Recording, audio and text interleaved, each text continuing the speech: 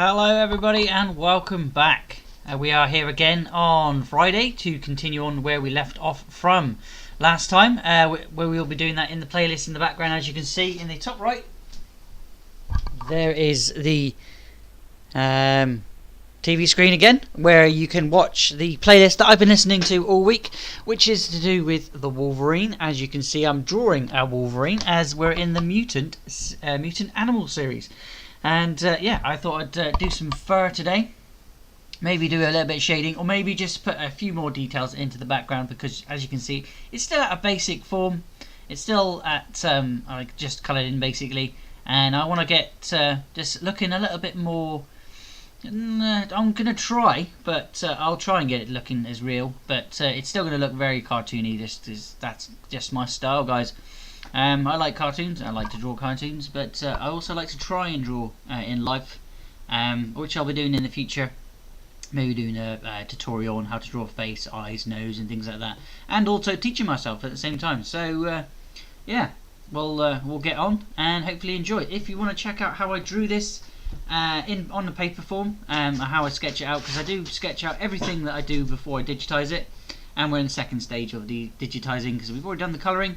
We're now getting on to the point of just little details. So like I said, I'm going to get that playlist going in the background, and I'm going to start to draw or colour in. If you do hear a barking every now and then, guys, I do apologise for that. I think I've got new neighbours moving in, so my dog's going to be like, oh, they're coming here, we got guests. Yeah. Nala. Down. Yeah, so I'll get that in the back, that playing in the background. So if you do hear barking, that is my dog, and I've got neighbours, so I can't really stop. But we'll go in. We'll get going and get some colouring and drawing and just get going. Can Laura be Wolverine when she's... My name is Blut084, BLUT084, art and games, here every day on YouTube, occasionally on Mixer, every day and night over on Instagram. Thanks for watching, guys, and keep watching for some more. All alterations to the panels, text, and images are to prevent copyright problems, and all art is owned by its respective companies. This is the continued story of Laura as Wolverine. Logan has died a long time ago at this point, and she took up the mantle after a long journey to prove that she is worthy. Old Man Logan is also alive in this world at this time, but he hasn't met with Laura and Gabby yet. Gabby is a clone of Laura, and Gabby is currently in their apartment playing with Jonathan, a pet Wolverine that she picked up. She smiles as she puts a mask on his face, telling him that they need to hide his identity. And then there's a shriek from Laura's bedroom, and Gabby goes to check it out, finding Laura in full costume, telling her to stay back. She leaps out the window, putting her fingers into the pose to whip a web line, but of course she doesn't have web shooters, and belly flops onto the roof of a car. Gabby rushes down in her pajamas, asking Laura, what was that all about? And Laura turns to her, who's Laura? I'm Gwen Stacy. Meanwhile, on Earth 65, Gwen Stacy, who is also known as Spider-Woman on this Earth, suddenly forgot how to play the drums while on stage with her band. The Mary Janes all look at her like, what are you doing? And she tries to slam down the drumsticks only to put her hands through the drum, because Gwen Stacy has super strength. Mary Jane asks her for the drumsticks, and then she realizes that she can't get them off of her sticky hands, and she just takes off of the door. She runs outside to find her father waiting for her, and when she gets into the car, she shuts the door so hard that she breaks the glass. Super confused, her father brings her home, and an aircraft lands in their backyard. A kid walks out telling them, my name is Reed Richards, and then he walks in telling her father that he's friends with Gwen, and he whispers to her, ya might want to get your Spider-Woman suit, which is upstairs. Confused as always, she goes up grabbing the suit, and then Reed takes off into disguise and explains everything that is going on. Gwen Stacy is from Earth 65, and Laura Kinney is from Marvel Prime, and they've body swapped across dimensions. The big problem is that in 3 hours, the body swap will reverse, and since they are currently occupying each other's bodies, they'll have nowhere to go, and poof, they'll be gone. So what they need to do is find each other and then find a way to swap back within 3 hours. Luckily, Reed is super smart and he can teleport her back to Marvel Prime. Meanwhile, back at the apartment with Gabby and Laura, Laura is trying to explain that she isn't who Gabby thinks she is. She's actually a girl named today, Gwen guys, Stacy. as well. Gabby explains that it's not that she doesn't believe her, but different brushes. she took a pretty so big many hit to different her head. brushes Her in this brain program. might still be healing. Then there's a knock at the door, I just Gwen sort of walks pick and in choose as I go. knows I still haven't used them all, but I've got my favourites. For the sake of not confusing anybody even further, because There's a decent tool I can use for fur here, and so this one I use good for fur as well. We'll experiment. Laura. I'm just Hopefully, seeing what that makes the it less brush does confusing. first. They realize that they have body swamped, and Gwen explains to Laura that they have to swamp back within 3 hours, or this is permanent, or they're going to die. So Gwen asks Laura to come to the window where she was hit with a blast and look across. She sees what looks like a gun, and she tells Gwen to swing over there since she has web shooters that allow her to swing around. But Gwen isn't stupid. Let me guess. I'll try, and then I'll fall, and I'll hurt myself, so I'm gonna walk. Laura agrees, telling her that maybe it's best that she doesn't break her body before she gets back into it. On the other side of the street, Gwen kicks in the door and asks Laura, "How strong are you?" And Laura tells her, "I broke a lot of treasured things before I figured that out." Inside they find the gun, which is now broken by the door that Gwen kicked in, and then Laura picks up the scent of the person who used it. She keeps sniffing the air, and then she mentions how dumb she feels sniffing the air. But Gwen assures her, "You're unkillable with metal claws that pop out of your hands and feet. Don't worry, you're not dumb." This, of course, is a reason to pause for Laura. Wait, I have claws in my feet and fists? Does it hurt? Have you ever had a paper cut on the webbing of your hands and feet? No, that sounds terrible! Well, this is knives coming out of them. Okay, I'm not doing that. Laura points to a basement where Gwen tears the doors off of it and they step inside. And then Gwen stops as the alarms are going off in her head. And Laura tells her that that's spider sense! A flamethrower bursts out of the ground and begins to try and roast them. Gwen grabs Laura and tries to shield her from the fire, but Laura wants to know, what is she doing? Trying to save you. Well, don't! Your body heals, mine doesn't. That's a very good point, Gwen tells her. That's when someone in a flying hornet suit arrives in front of them, demanding to know why they're here. She swoops in, opening fire on them, so Laura tells Gwen to use her webs, and Gwen takes aim and hits the ceiling.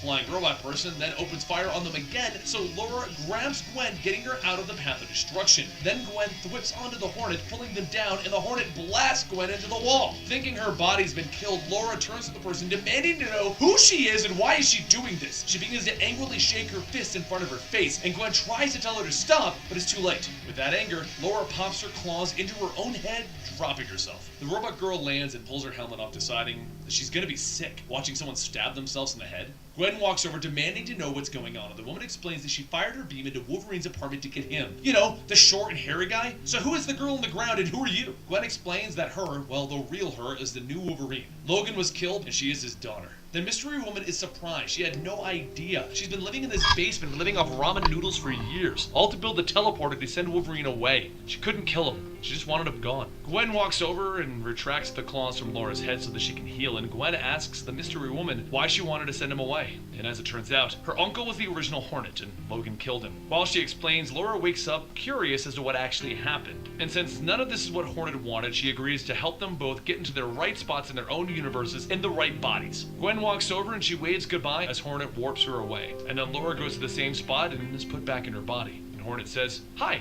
I'm Melinda." And Laura tells her name. Laura then begins to talk about what's next and asks Melinda if she'd like to work with her. She's not going to hold an urge for revenge against her because that's kind of what her entire family's about. And then with a whoosh, Melinda teleports Laura back to her apartment where Gabby and Jonathan are cheerful that she's returned. This is a nice little annual issue that came out, but don't worry, we're going to be doing the next story for the all-new Wolverine soon, where she finally meets Old Man Logan, and we're going to see the relationship between them. It's a really good story. Hope you guys enjoyed this one, and I hope you guys are looking forward to the next one, and don't forget to follow me on Twitter @ComicStorian and Instagram @ComicStorian. I'll see you next time right here.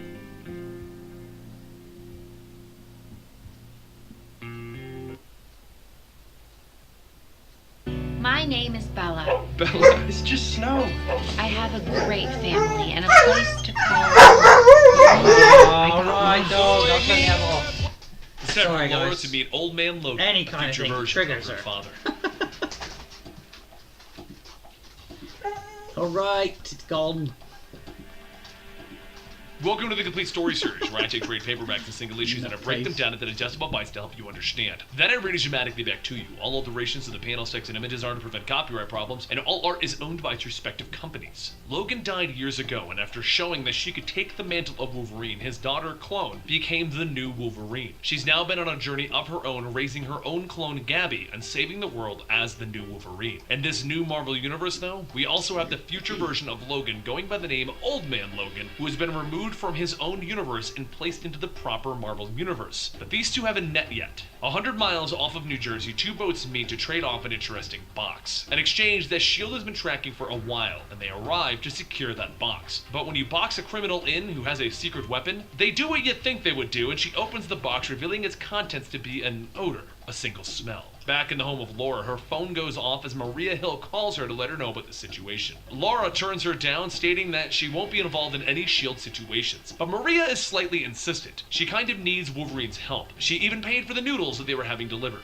As Laura reluctantly goes to the S.H.I.E.L.D. helicarrier to find out what Maria Hill wants, Maria shows her the box and asks her what the odor is. Laura sniffs it and says that it's something familiar, but she isn't quite sure. And that's when Maria explains that the other reason she called out to Laura. Because that's what he said, the other Logan, the future Logan. Gabby sees the future Logan on the screen and asks if that's Laura's dad. Laura tells her no. That's someone from another dimension or something. It's not Logan. She asks where he went after he got the scent, and Maria explains that he left and told them not to track him. But Laura's not dumb, and she knows that Maria wouldn't listen to that, so she tells her to bring Laura and Gabby to the location that they're tracking him at. And as they arrive, no one can figure out what's going on since it's over the ocean. So Maria Hill has the box opened entirely, and inside they find a liquid. That's when it hits Laura. The box doesn't contain a weapon, it's a scent to attract Fing Fang Foom. But everyone figured that out as Fing Fang Foom rose out of the water, smashing the helicarrier. Laura figures this out all too fast. Maria, watch Gabby, I might not get another chance at this. Maria asks her where she's going, and she responds with, I know where the old man is, and she runs off the helicarrier, leaping into the mouth of the creature. Over the ocean, Iron Man rockets in, calling up Maria. Hill, I couldn't help but notice your helicarrier is under attack by a 100-foot-tall monster in my city. He then flies in, blasting it in the face, but Maria tells him to stop. Wolverine is inside of there, and that's when Captain Marvel arrives to uppercut Fing Fang Foom in the face. But inside of this beast, Laura slides down into its stomach acid, calling out for Logan. Where are you, old man? And he calls out, over here, kid. The stomach acids have eaten through my legs. So she pops all of her claws, grabbing him, and begins to crawl out of the throat of Fing Fang Foom. Meanwhile, Fing Fang hits the helicarrier so hard that it begins to crash. So Iron Man and Captain Marvel fly beneath it so that it doesn't crash too hard, holding it back from hitting the water hard.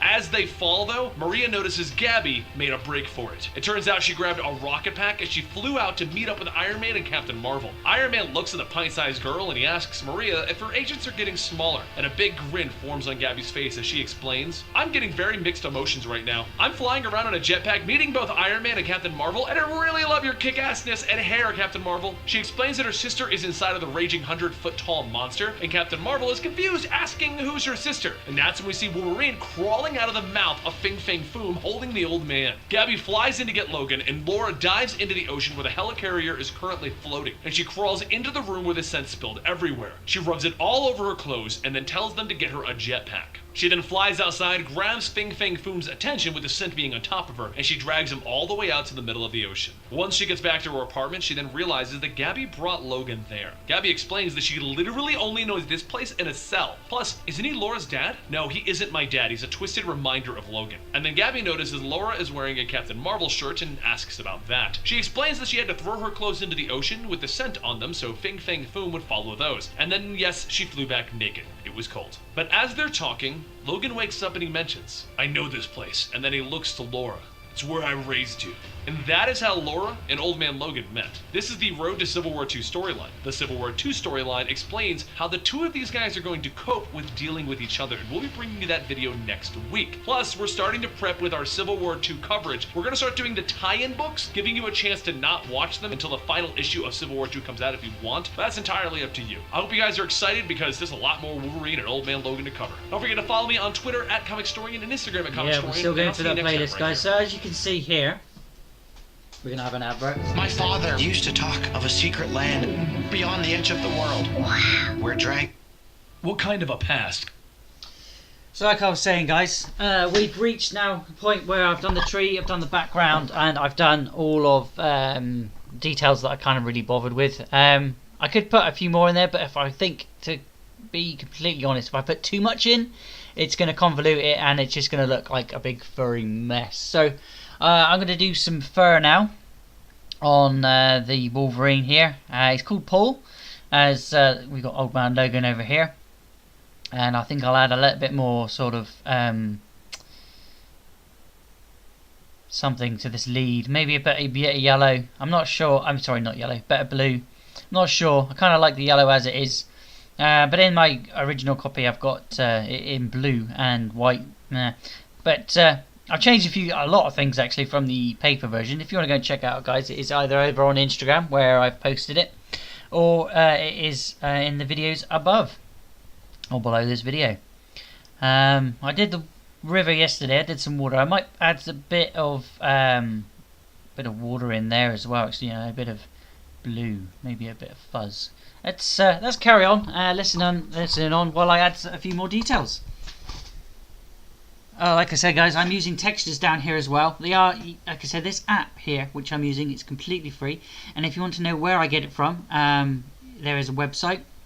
It's called Krita, Krita, and it's amazing, guys. As you can see, it's not Photoshop, but it's better than a lot of lot of the other top ones, even some of the ones you pay for. So yeah, it was an absolute diamond to find in this one. Because I was looking for something to do digital artwork, and this is the best I've found so far. So again, if you want this app for yourself, you can ask for it in the comment section down below, and I'll leave you a link. Otherwise, I'll try and put the one down there. If there isn't, let me know in the comment section, and I will sling you a link there. Or there, if you do contact me over on Instagram, private message me, and I'll give you a link from there. But it will work easier if you're using your. Actually, no, it doesn't really matter either way because it works everywhere now. You can use tablets with it as well. So if you've got an art tablet, which instead of using paper, you've got one of those art tablets, this will work with that as well. I don't know how to work it because I haven't got an art tablet myself, but I have seen it being used with art tablets. I'm not in any way that way inclined to know how to do that. So if you do want help with that, it's probably best to look on somebody else's video. But yeah, I'm going to be getting on with some fur and a little bit more detail to the pond, and then I'll probably add some wording in, because I'm pretty much getting to the point where we're done.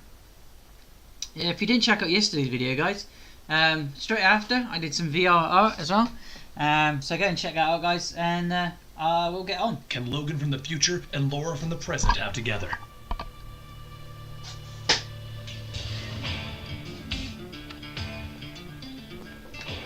Welcome to the Complete Story Series, where I take trade paperbacks and single issues and I break them down into digestible bites to help you understand. Then I read it dramatically back to you. All alterations to the panel, text, and images are to prevent copyright problems, and all art is owned by its respective companies. Laura has taken up the mantle of Wolverine since Logan passed away finally. But a few things have changed in this universe, and one of those is that the old man Logan from his universe has come to the current day. He was called on by S.H.I.E.L.D. to help out in fighting Fing Fang Foom, but he was injured. Gabby, the clone of Laura, took Old Man Logan back to their place to heal, which is when Laura heard the words, "This is where the old man raised her." Which brings us to now. But while this is going on, there has been a situation brewing in the Marvel Universe. A new Inhuman named Ulysses was discovered who can foresee the future. Captain Marvel built a task force to preemptively stop crimes from happening by arresting the individuals that Ulysses can see before they can act. But Tony Stark was against the idea, feeling that the visions that Ulysses sees are subject to his own emotions and they can't take them for fact. This has started a fight between the Marvel superheroes known as Civil War II.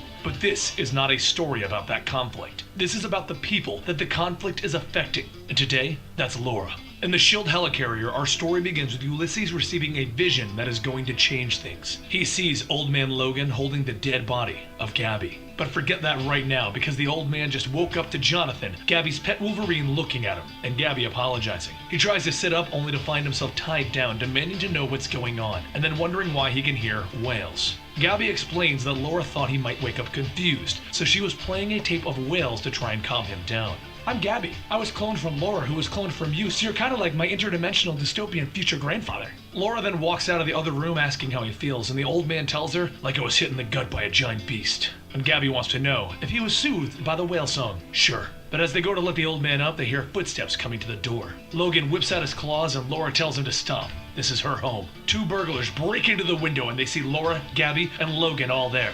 Gabby presses her hands together. "Oh my God, are you burglars? And you broke into here?" Both Laura and Logan begin to snicker, and then everyone begins to burst out laughing. This, of course, irritates our burglars as they demand to know what's funny, and Logan thanks them for the laugh. So they pull out a gun, pointing it at him, asking, "Is this funny?" Laura tells them to take this one chance and leave right now. But Jonathan runs forward, protecting his owners, and a gunshot goes off, hitting him in the stomach. Both Laura and Logan pop their claws, but it's Gabby who leaps in screaming. Laura then cuts the gun of the other man to pieces, throwing him into a wall, and Logan gets his claws to the man's throat. But Laura asked him not to kill, so Logan headbutts him. Gabby runs over to Jonathan and they all discover that he was only grazed. So Logan and Gabby take him to the other room to patch him up.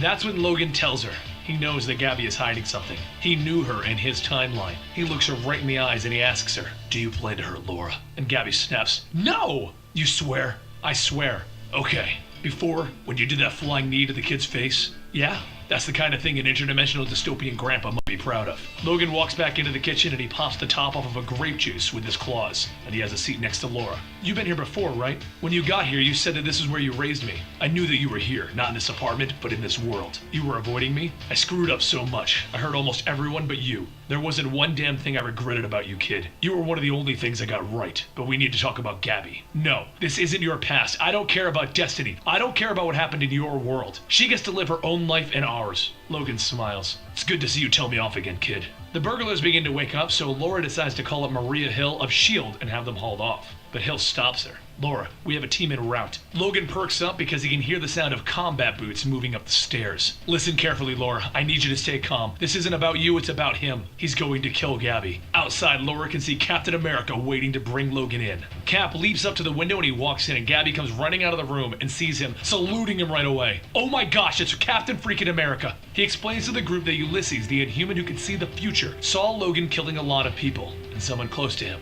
Logan eyeballs him. "What do you think, Steve?"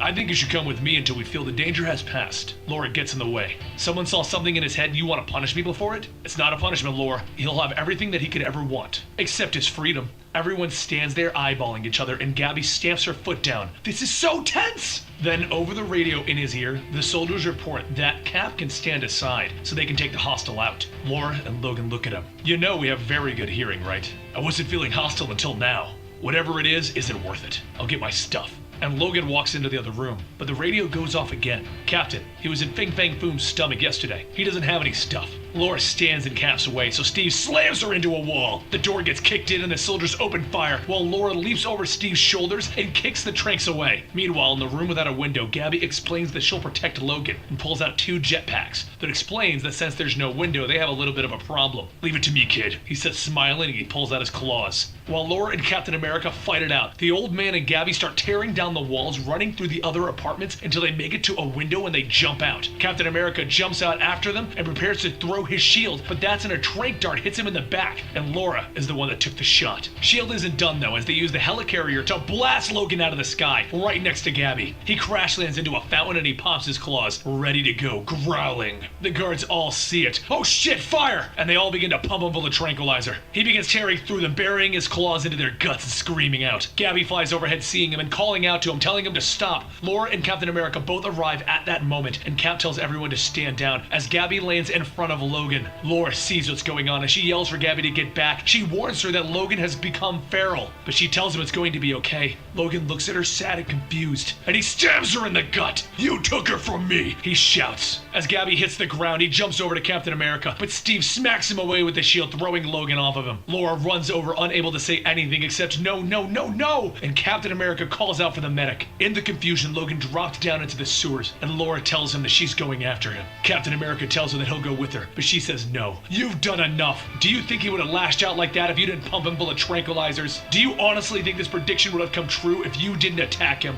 Laura then looks at Gabby, dead in her arms. "I told her. I said I wouldn't leave her. Keep her safe."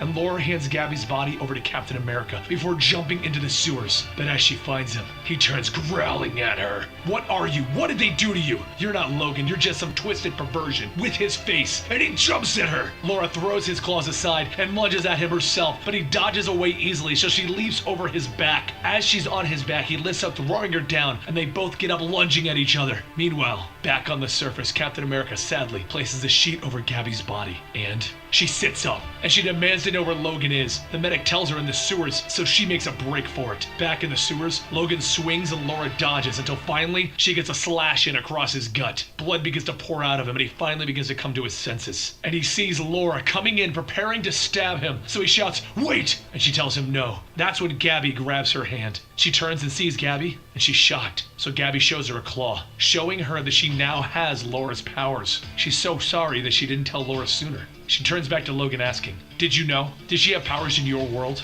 "No, I didn't know for sure." "You killed her, didn't you? In your world?" "No." You killed each other. You don't understand. She took you away. She's worse than both of us. It wasn't her. It's not her future. But I can see death on you. Tell me, was there anyone in your world who didn't die for knowing you? Stay away from her, and stay away from us. Laura and Gabby turn to leave, and Gabby turns back apologizing for what happened. Logan growls at her. You hurt her, and I'll come for you. Fair enough. You bring a single ounce of pain into that perfect woman's life, and I'll put you down like a rabid dog. Bye. They both crawl back out where Captain America and S.H.I.E.L.D. are waiting. Captain America tries to explain the Civil War II situation to Laura, but she doesn't want to hear it. As far as she's concerned, she's not in whatever is happening. And that is why Laura isn't involved in Civil War II. Now, for those of you guys who are wondering, we're going to start bringing you the Civil War II tie-in books, because simply put, Civil War II hasn't completed, so we're going to give you all the tie-ins, and then we're going to bring you Civil War II. I hope you guys enjoyed, and I'm sorry if this was a little rough, my voice isn't fully back. But don't forget to follow me on Twitter at ComicStorian and Instagram at ComicStorian, and I'll see you next time right here at ComicStorian.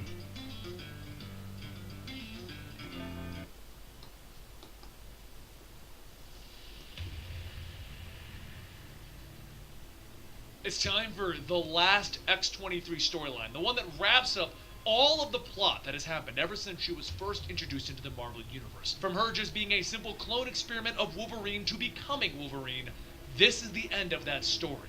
Now, the character of X-23 does continue on in more Wolverine storylines, but this does conclude the entirety of the story that we have done so far. If you want to start from the beginning, click the link down below. Otherwise, enjoy the end.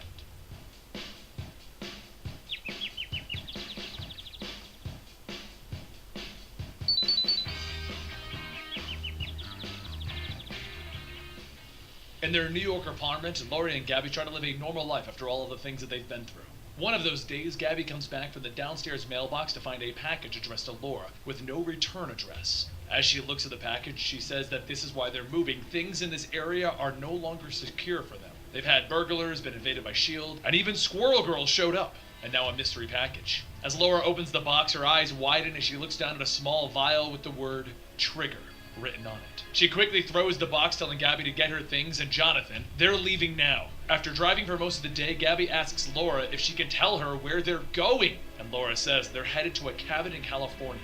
It belonged to Logan, and no one knows about it, so they have plenty of isolation there. Gabby says, you know, that's the start of a horror movie. You want undead hordes? Because this is how you get undead hordes. Gabby then asks, what about the other family? Isn't there some place that they could go? And Laura says that she does have an aunt and a cousin, but she almost got them killed, and it was because of what was in that package. She then explains that back when she was born, she was raised with the sole purpose of being a weapon. To guarantee it, there would be a trigger scent made. One smell of it and everything turns black. Once the light comes back on, everyone around her is dead. A cross-country trip later, Laura tells Gabby to wake up, they're finally here. She gets out of the car yawning, telling her, okay, good, we should go deal with those soulless husks now. And as the two get into the cabin, Laura says that it may look bad, but they're gonna clean things up and get everything going. Even some internet. Gabby looks at the freezer and opens it to see a family of mice living in a hollowed out loaf of bread. Laura says that's weird. Logan had bread. And Gabby says that it kind of worries her since the mice chose to live here. It means that the freezer is probably the most livable place in the entire... But before she can finish her sentence, the lights go out and the whole cabin loses power. Laura flips on a flashlight and checks the breakers, stating that there's nothing wrong out there. She's gonna head into town and see if it's not just them. Gabby asks if she's really gonna leave here alone with the smell in the cabin. And Laura tells her no, she has Jonathan, a pelican statue, and a family of mice. After a short walk into town, Laura finds a son and father and learns that the outage isn't just her. But just as she asks what they think could be the problem, she begins to hear something. Something big, like a few planes. The father says that he can't hear anything, and Laura says that they are water bombers, and they're emptying something. Suddenly, the air begins to fill with green clouds, and Laura quietly says that it's the trigger scent. She shouts back to the son and father to run, and as the son asks why would they, she tells them that she's sorry. She's sorry that she ever came here. And then with a snick, her claws come out and her eyes go blank. Just after 10 p.m., Nick and his response team are sent out to Dalesville to see why the town went dark. But by the time that they get there, the town was wiped out. One of the soldiers asks, what is it? And Nick calmly tells them that it was Wolverine.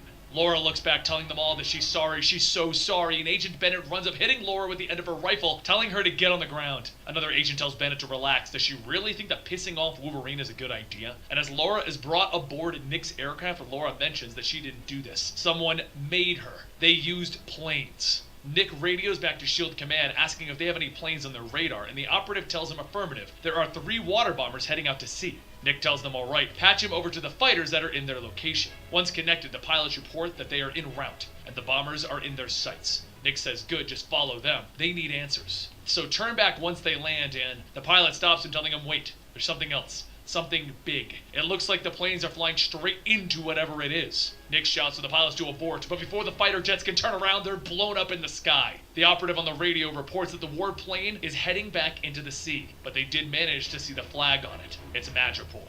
Bennett says that they can't follow them either. Madripoor is a sovereign nation, and if S.H.I.E.L.D. attacked, well, Laura stops them, telling them that they can't go. But Bennett punches Laura back in her seat, telling her to shut up. She then pulls out her wrists in front of her and cuts off the handcuffs, jumps up, kicking Bennett to the ground. Bennett sees Laura grab the rifle, and he tells her not to shoot. If she does, she'll breach the hull. And Laura tells her, fine, she's okay with that. And she fires. An explosion goes off, and the hole in the hull begins to suck everyone out. Nick shouts for Laura to get back and fires a few times into her. She then just runs and jumps out of the plane. The next morning, Laura returns to the cabin to begin packing, and Gabby asks what's going on. Laura says they need to go. She just killed the townspeople, and the answers as to why are in Madripoor. Gabby tells her, oh, okay then, well I'm coming along too. And before you can tell me no, I am cloned from you, so I'm just as stubborn on that answer of no. Laura sighs and tells her fine. They're gonna travel by boat until they reach where they need to go. Later that night, at the San Francisco docks, Gabby asks if it's an actual pirate ship. Can she say R? Also, can she get a wooden leg? Laura tells her that they're not those kind of pirates. Gabby asks if she's sure, because the woman behind them literally has an eye patch. Captain Ash tells Laura that she knows a lot of people are looking for her, and S.H.I.E.L.D. was just here, so there would be a great amount of appreciation if they don't draw attention to each other. A woman tells Bellona that it seems that her little X-23 has escaped. Is she ready to face her sister? And Bellona tells her yes, she is ready.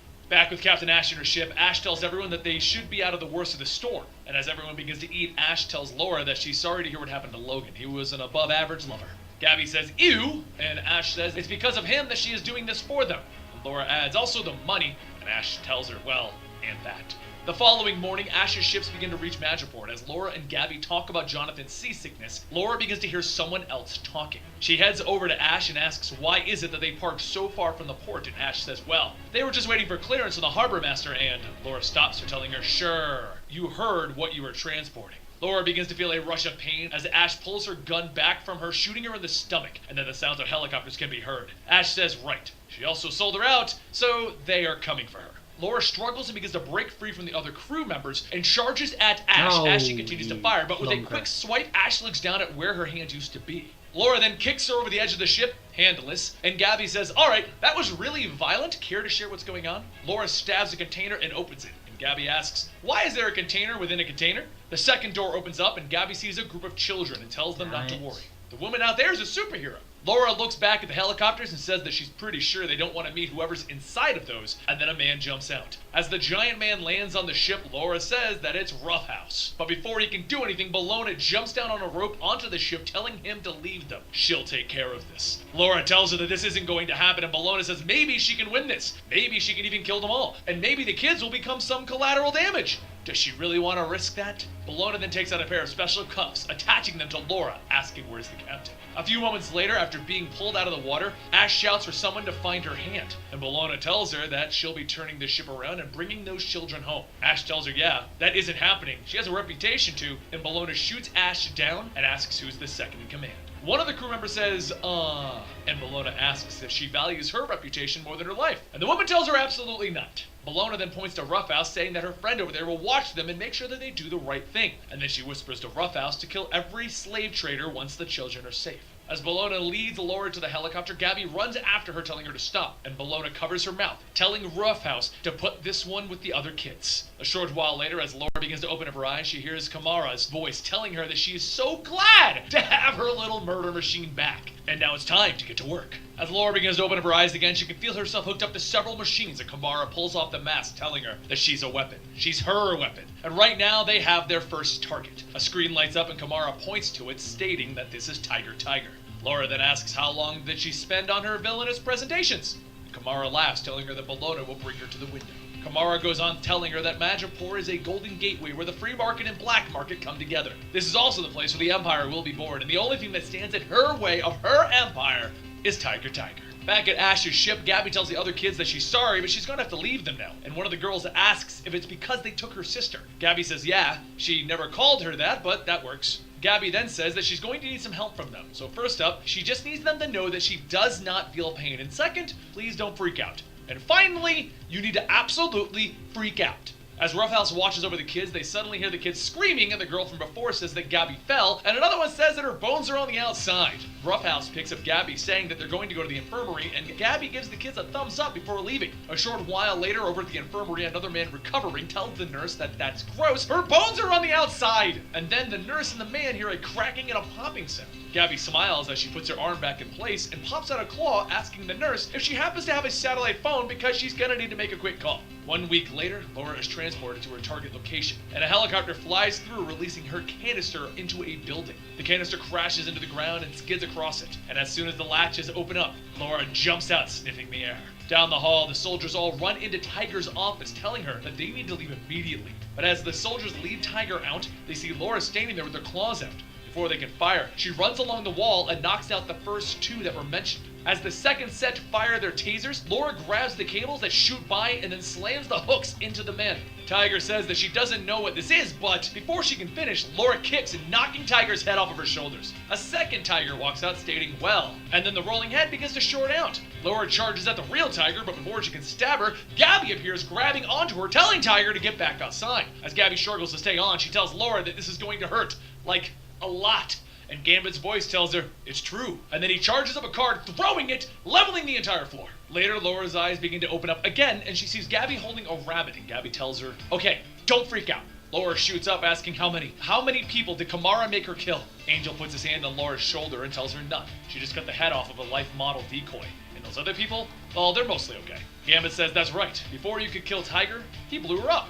And Angel says afterwards he blew all of the pieces of her here. And please promise him that he won't have to do something like that ever again. Laura then asks, where are they? And Angel says, at Tiger's safe house, which is practically impenetrable, and they figured that this would be a good place for her to heal. Gabby holds up a vial of the trigger scent and adds that it will also help with this. Laura stumbles back trying to get away from it, and Gabby goes on telling them that they also have the help of the world's most powerful telepath. And Jean Grey walks out waving.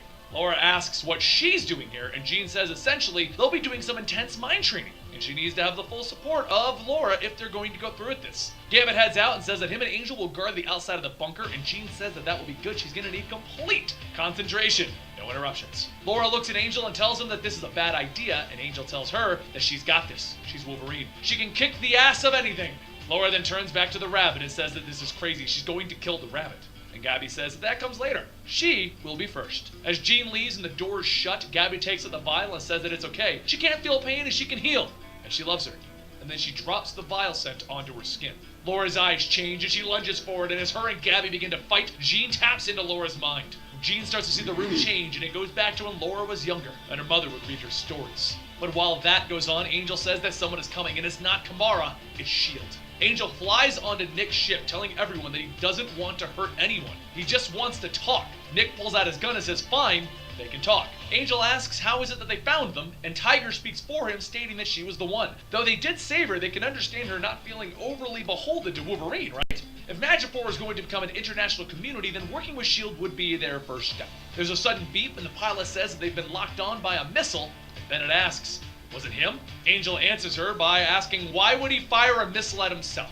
Outside, Kamara's warplane fires missiles, and Nick tells everyone to jump. As the plane is hit, Angel runs to the cockpit, grabbing Nick and the pilot, and he manages to escape just as it explodes. Back with Jean, she tells the younger Laura that she can understand why she would come here. It's a beautiful memory. She's sorry that she's about to take it away from her. Laura tells her that she can't leave, the door is locked, and she should be going away now. Jean says that it is safe outside, no one can hurt her. She can be the one in control. The young Laura grows and stabs into Jean, telling her that she should go. But Jean continues stating that she is not X-23. She is more than a letter and a number. She has a name, and it's Laura Kinney, and she was born. She is the superhero Wolverine. Just look. The image of Jean begins to fade, and is replaced by Gabby. She asks Laura if she's there. As Angel brings everyone back to Tiger's safe house, Gambit shouts out that they can't interrupt Jean. Jean opens the door, telling them, actually, they're not interrupting anything. Laura's petting the rabbit, telling everyone that it's okay. They can hide here. Nick stares at the rabbit and asks what's with the bunny. Laura tells him it's okay. She's free now. It's safe. As the bunker locks behind them, Kamara walks up to the entrance telling everyone inside that she just wants X-23 and Tiger. If they are turned over, then everyone lives, and she would much rather not quarrel with S.H.I.E.L.D. Nick shouts that she just killed some of his people. He's going to quarrel the absolute shit out of her. Nick then looks back and says that that woman who tortured her and forced her to kill everyone in Daysdale. Bennett then says even still, she has to pay for her crimes. Laura tells them that she understands, and after she deals with Kamara, she'll come with them. But as Laura begins to walk towards the exit, Gambit tells her that she doesn't have to do this alone, and Angel adds that honestly, they kind of wouldn't let her anyway. Laura then asks Tiger if there's anything in this bunker that can help them. Tiger reaches over the wall, telling them that there is something. A hidden door opens up with an Iron Man suit. Tiger says, please don't tell Tony that she has this. It was an early prototype that she got off of the black market, and she's going to return it, really.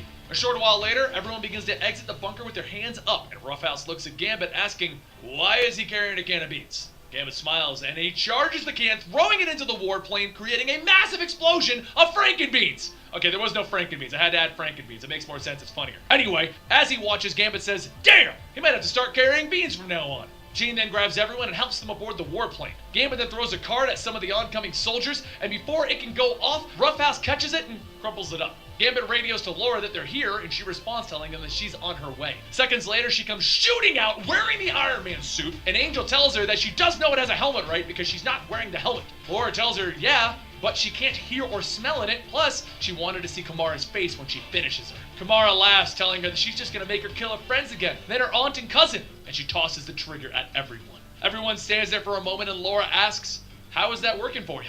Jean's eyes begin to light up, and Kamara shouts that those powers won't work on her, and Jean asks, why would she want to control her? Roughhouse's eyes begin to glow, and he swings back, knocking Kamara into the warplane. Laura and Angel begin to quickly chase after, and as she falls, Kamara shoots back up, hitting Angel in the shoulder. Back in the warplane, Jean uses Roughhouse to stop Bologna from shooting them, and as she's knocked down, her mask comes off. Gabby runs up asking what did they do, and Bologna says that Kamara saved her from the imprisonment, and the nanites that are killing her.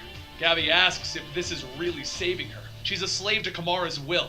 Kamara is just using her as a guinea pig, and Bologna says that this was either going to happen to herself or to Gabby, and she couldn't let Kamara's people get to Gabby. Bologna then looks up at Nick and tells him that Wolverine didn't kill those people in Daysville.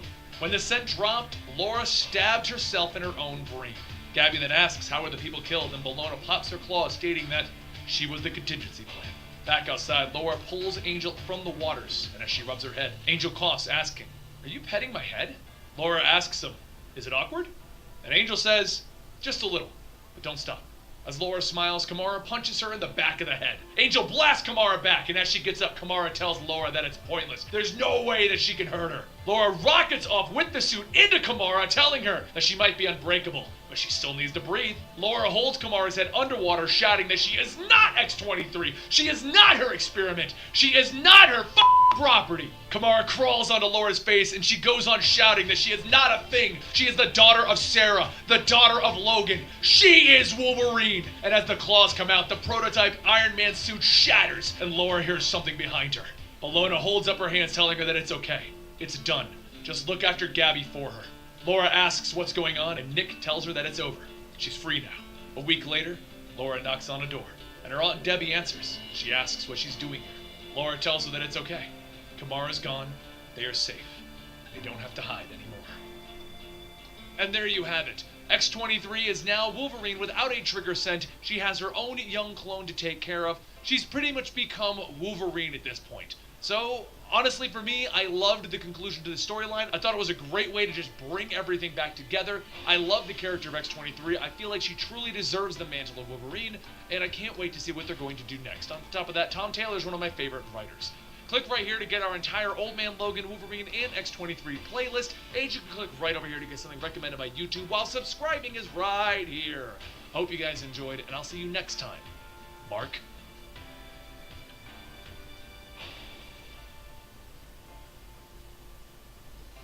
Yeah, hopefully you've enjoyed that, guys. I know I have. I always do when I'm listening to Comic Historian. It's probably going to be something new, something else from the Wolverine to keep watching, guys. But hopefully you've enjoyed watching me so far. this fur, I'm actually enjoying Welcome to the really complete story series, quite where I a take lot trade drawing paperbacks this and in. single issues of comic books and I break them down into digestible bites. Then we add in some music, some funny voices, and we read them dramatically back to you in an epic recap. All alterations to the panels, text, and images are to prevent copyright problems, and all art is owned by its respective companies. Now, this is an older Wolverine storyline. It came out before his death, so a lot of the elements within this storyline aren't going to be matching up with the current day, but just like a lot of the other stories that we are doing, this is an epic story, and I hope you guys enjoy. Deep in the forest, John Wraith sits with Logan at his church as he tells him that there are two types of hell. The actual hell, and the hell that they create for themselves, which he's pretty sure he knows plenty about. John goes on to state that the important thing to remember is that even back in their Weapon X days, they're not victims, they were born killers. Logan asks, when is this supposed to get easier? And John tells him, well, it doesn't. Logan then says, with everything going on in this world, our enemy's defeated. Everything in the world is right again. Except that's never the case. The thing I'm worried about is not carrying the darkness in me. It's the hope. John tells him having faith and hope are fragile things. But is it the faith being broken that worries him? Or being rewarded when it does? 3 weeks pass. John gives service and notices Logan isn't in the crowd, which is strange. But as the service goes on, a man runs in shouting that him and his wife were attacked. The man just cut through the entire house like it was nothing. John looks at the woman's arm where she was cut, and he sees 3 distinct claw marks. He tells the crowd to stay in the church. He's gonna go find out what's going on. And outside, he heads to the shed behind the church where he keeps his weapons cache. He starts loading up when he hears an explosion in the distance. John runs through the woods and he sees something, and it charges forward, knocking him to the ground. A hooded man stands over him, and John tells him that he's not going to beg if that's what he wants. And then bugs start to crawl over John's face, and he begins to scream. The hooded man walks back to the church, and as he gets back to the doors, he spits acid on the steps, and suddenly, they burst into flames. The fire starts to climb the building, and John runs into the woods telling him to stop. As John grabs him, he feels several claws stab into his stomach, and then he's tossed to the ground. John looks up and says, "You can't be Logan. So who are you?" The man pulls down the hood and asks, "What do you see?" "Tell us." And John says, "Hell. He sees hell." Over in San Francisco, Logan's girlfriend Melita begins finishing up a story that she was writing down when she hears the elevator doors ding. As the doors open, a security guard's body falls out with a knife in it, and with it, Gunhawk and his men step out stating, "Find the woman." One of the larger men runs through the aisle stating that he can smell her, and soon he looks over at a cubicle and finds Melita. She reaches for her purse, firing a gun that Logan had given her, knocking the man away, and she starts running. The female of the group chases after her, and then suddenly there's a rev of an engine, and a woman rides a motorcycle through, slamming into her. Melita points her gun at the woman on the bike, telling her to stay away, and Mystique pulls the helmet off, stating that if she wants to save herself and Logan, hop on the bike. She's here to help. As Melita jumps on, the two escape, and Gunhawk reports that the woman escaped, and Mystique helped her. The man tells them to just go ahead and proceed to their next target, and then a woman says that Mystique has betrayed them, and the man tells her not to worry. Okay, guys, I Right. think They will deal with we Mystique are and ready Melita. to Out on the streets of San put Francisco, the Melita tells wording in now, Mystique to because I'm forgive pretty her, much for, finished with all the shading, shadow, and everything that I was going to put in. Mystique says I that put in there the are people fur. who hate I her and her really boyfriend, enjoyed doing people that. more That than actually she worked does. out a lot So better than I asks the thought. big question, I might need to where's put in, Logan? or I'm And going Mystique to says put in that's not some really an easy claws, question, but because the they are a nice questions colour as they where are, is his grey. body and where is his soul? Down in the pits of hell, demons So- hold up Logan's body to the devil, and the devil says that he's going to enjoy playing with his new toy. As time passes, Logan finds himself fighting off wave after wave of demons, all trying to wear him down. It could have been days, months, years, but either way, he can at least be himself here. And Yeah, I'm that's gonna a put killer. some, As Logan tears through the demons, white he on the tells claws, himself and then that I'm he gonna should put the be wording somewhat in, guys. careful. His wounds are not healing as fast as they should be, and his claws are now bone instead of adamantium. As the last demon is cut down, the devil's voice can be heard laughing. Are you ready to give up yet? Because I have plenty more people who would love to see you. Logan looks at him and tells him, "Keep 'em coming, bub." More demons appear, and all of the people that Logan has killed in his past appear. But that doesn't stop him as he rips through them all the same. The more of them that fall, the more appear. But there is one who really wishes to see Logan. A tendril claws out, grabbing Logan by the throat, and Omega Red tells him that he's going to make him suffer just like he did his old friend. But Logan grabs the tendril and flips Omega Red over and cuts through his torso. He screams out that they won't ever break me! And the demons continue coming, and they begin to overwhelm him. The devil begins to pull out a chain, telling Logan that he has so many more men who claimed the same thing. But every one of them is broken down. including Sabretooth here. Up in the real world, Mystique pulls over and Melina asks what exactly does she mean by Logan is in hell? Like the actual, literal hell? Melina takes her phone out and Mystique asks who's she gonna call. And she tells her that she's calling the X-Men. Mystique tells her don't do that. Her and the X-Men don't really mix well, so she calls them, count Mystique out. Elsewhere, a phone begins to ring, and Yukio picks it up telling whoever is on the line to speak. Melina says that they have a mutual friend who needs help, and Yukio tells her that Logan always has a habit of falling for helpless women. But what is it, helpless American female? Melina goes on stating that this might sound crazy, but... And then before she can go on, Yukio hears a creak, and then a man slashes where she's sitting. She fights back and she kicks the hooded man, and that's when she sees Logan's face dripping with blood. He holds out his arm, slamming Yukio into the ceiling, and then he brings her close. He holds out his claws and he stabs into her chest. Melina asks what's going on, and Logan picks up the phone telling her, she's dead. Melina asks if it's him, and Logan tells her, not anymore. The line then goes silent. Mystique looks back, telling her, told you. And Melina asks what are they supposed to do, but Mystique tells her they wait for Damon and the Ghost Riders. Meanwhile, back in hell, Logan watches as the demons bring out Mariko. He says that he will do anything, just don't hurt her. And the devil tells him, oh no, I'm not going to hurt her. She's going to hurt you. One of the demons hands Mariko a barbed flail, and she tells Logan that she's sorry, and she whips him with the flail. The barbs tear into his back, and she tells him, please, just give in. He doesn't answer her, and he screams out in pain as the barbs continue to tear away at his flesh. Looking on, though, are two figures watching Logan's torture. The taller man says that he better not give in. If he does, the plan will go out the window. All he needs to do is talk to them. And the shorter man, Puck, steps out stating that he's pretty sure he won't be having anything to do with them when he finds out who he is. But for now, he's got Puck to help him. As the beatings go on, the devil comes up with a better idea, and he releases Sabretooth. Logan laughs, ha ha ha ha. It looks like you finally found your place in life, Sabretooth. Guess cutting off your head was the best thing that could have ever happened to you, huh? Creed roars, and the devil tells him, that's enough. I have something else I would like to show you, Logan. More demons show up carrying someone, and as they get closer, Logan sees the Silver Samurai. The devil says that Harada here would like to tell him a few things, and Harada looks up, stating that it's because of him. This is all because of him. And then his head flies off. The devil picks up the head and crushes the body with his sword. He then holds the sword to Logan's face, telling him that this is the Soul Cutter. Wounds from it never heal, so either you break, or I'm gonna cut you into little pieces. Logan looks at him and spits in his face. The devil roars and slices down, cutting off Logan's ear, and he tells the demons to go ahead and nail Logan to something for a few thousand years. While Logan is taken away back up top, Mystique leads Damon to where Logan was taken away. Melina says that it was her, wasn't it? The one who lured Logan here. And Mystique tells her, yeah, there were some powerful people that hired her, and she doesn't want to be a part of it anymore. Damon tells Melina that Mystique is telling the truth, at least on where it happened. But there is one thing that he wants her to understand. If they fail in their attempts to exorcise the demon out of Logan's body, they could be spending an eternity in agony beyond imagining. Is that something that she is ready for?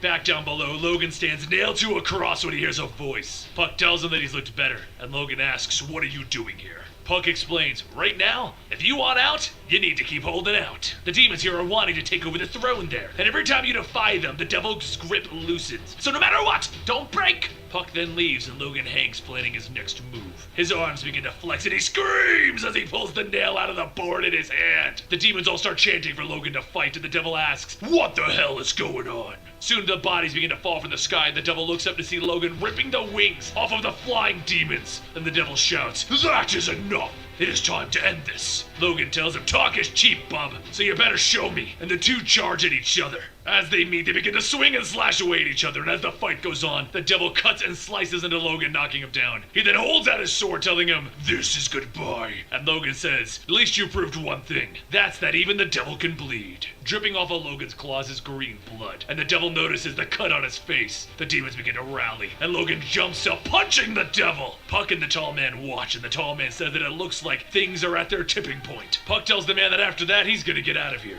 Meanwhile, up on top of the X-Men's Utopia, the possessed Logan begins his assault, attacking Colossus first. Colossus knocks him down, telling him, I would rather not have to hurt you. And Logan says, you must not know much about demons, huh? Speaking of, where is the little hell tease of a sister? Maybe she can enlighten you. Colossus grabs him and throws him back down to the ground, telling him, "You will not speak of her." And then after throwing Logan out of the building, Colossus tells Kitty to go and get Scott. Before she can leave, Logan crashes back down, knocking Colossus through the floorboards. Logan stands there with his claws dripping with blood, telling him, "Look, there must be something soft and squishy inside." The other X-Men run in to help, and as Iceman gets close, Logan breathes fire all over him. Angel runs up, but as Logan walks past him, his eyes begin to bleed. Logan walks back over to Colossus and he tells him, "When I took this body, I made a pact to kill everything that Logan has ever loved. So now it's time to die." Back in hell though, Logan continues chipping away at the devil, making cuts all over his face. And with one last attack, the devil pushes Logan down, breaking his bone claws. After pushing him down, the devil picks him back up, and that's when he hears something. A sudden roar from behind the devil approaches, and he asks, "Who dares?" The demons then swarm around him. Topside, Mystique and the Ghost Riders head into Utopia to find the possessed Logan standing over Colossus's dead body, and they pull him away. But down below as the fight continues, Logan grabs a hold of his broken claws and he uses them to nail the devil's body while the other demons flutter around. Now with the soul cutter out of the devil's hands, the demons begin fighting over the sword, and the devil tells Creed to hurry up and free him, but Creed growls and slashes away. As the demons all fight, Logan looks over and a voice tells him, "If you're thinking of joining, don't." The man steps out and says that he would like to have a moment to talk to him, man to man, father to son. Thomas Logan steps up and tells him, "Hello, son." Logan tells him that he is not his father, but Thomas tells him, "I'm not mad at you for killing me and sending me here. It just took some years to figure out what you really were. But with all of this that is going on, me and Puck set it up. All I wanted to do was tell you that I'm proud of you." Topside, Mystique and one of the Ghost Riders drags the possessed Logan to the church that Damon told him to bring him to. And as they ride, Logan stabs his claws into the road, and he pulls back on the chain. The Ghost Riders fall off the bike, and Mystique sprays him with a holy water mace. The Ghost Rider runs in, punching and headbutting, but Logan leans back, grabbing the skull and tearing it off of his body. He then takes the flaming skull and he throws it at Mystique and stabs into her. Logan looks down, telling her, "We're not the same Logan as you once knew." And Mystique tells him, "It's true. You're stronger and faster, but you're still just as stupid." The other Ghost Rider blazes through, grabbing Logan's hand and flings him into the church. As his body tumbles and rolls in, Damon looks at him and tells him that it's time to send his ass back home. Back down below in hell, Logan says that he can't believe what he's hearing, and Thomas tells him, "Just believe it. Now go out there and be the son that you were born to be." Over in the crowd of demons, Creed grabs a hold of the soul cutter, and then he charges in after Logan. Using his broken claws, Logan stabs into Creed's neck, and the two of them begin to struggle over the soul cutter. Logan bites into Creed's ear and he rips it off his body, and then he takes the sword from his grip. Holding the sword, he tells Creed, "This sword will make it so the wounds don't heal anymore." So, with one swing, Creed's head rolls off. Everyone watches, stating no, but Thomas watches, stating yes. We will all now bow before the new Lord of Hell. Thomas walks over to his son, telling him, "You've done it. Hell is yours. Hell is ours. Together." And as Thomas reaches out to Logan, Logan tosses the sword back into the crowd of demons. Thomas shouts, "You had it! You pathetic coward!" And Logan turns back, punching Thomas Logan in the face. As Logan walks off, his father watches, stating, "You'll be back." Some of the demons start to surround Puck, and Logan steps in with the barred flail, and the two start fighting the crowd back. As they clear a path to the wall, Logan and Puck begin to climb the walls of hell, and then Logan sees Rico. Inside her cell, she wishes him speed on his journey, and Logan looks at her, telling her, "That's crazy, you're coming too." She responds by telling them that they had their time together. This is where she belongs until she can redeem herself. So go. Logan reaches out to her, but Mariko tells him to just go. Don't look back. And Logan and Puck continue climbing as the demons beg to be let out. As they climb, one demon reaches out, grabbing Puck and pulling him back down. Logan tries to catch him, but Puck shouts for him to keep going. Logan climbs on, thinking to himself that the man down there, he is every bit his son, a killer, a walking, talking tragedy. And soon the light begins to shine, and the possessed Logan screams out in pain. Everyone looks at Logan's body, and Melina asks if it's working. She leans in, asking Logan to say something. But instead of an answer, Logan gets up and runs. Damon says that Logan's mind is still in turmoil. They need to catch him. And as they walk out, a voice tells them, "I'm not sure what the hell is going on." And that's when everyone sees Logan stopped by Scott. And he tells them, "But this ends now." This might sound like it's wrapping up, but it's only beginning, because this is the storyline that leads up to the death of Wolverine, and one of my favorite Wolverine storylines that did come out before he finally died. I hope you guys have enjoyed it as much as I did. Don't forget to subscribe to this channel to get a whole bunch of Wolverine and Old Man Logan content, because there's kind of a movie coming out. I don't know if you're aware of that. Comes out next week. Anyway, follow me on Twitter and Instagram at ComicStorian so we can discuss how awesome that movie is probably going to be. Can't stand still and I won't go backwards. Let's take Welcome back to the And that, guys, has brought an end to this week's drawings. Hopefully, you have enjoyed it. I definitely have. It's all been Wolverine based, and Wolverine is one of my favourite heroes out of the Marvel Mutant series. And because we're in the Mutant series, I thought it was only apt that we made a Wolverine. But as you can see, it's not the original, or it's not the ordinary Wolverine that you would see with his popping his claws. You've got Wolverine's pet, because we're doing mutant animals all this month. So don't forget to, if you have liked this and you would like to see a mutant animal or another mutant animal, then let me know in the comment sections down below. But next week we have already got a request from somebody over on Instagram, which I will be doing. The combination of animals is going to be a penguin, which is going to be hard, a crocodile, which is even worse, and what else was it? Something even just as hard to put together. So we're going to be doing that next week, guys. So don't forget to hit subscribe, and I will see you next time. My name has been Blut084, BLUT084, Art and Games, here every day on YouTube, occasionally on Mixer, but every day and night over on Instagram.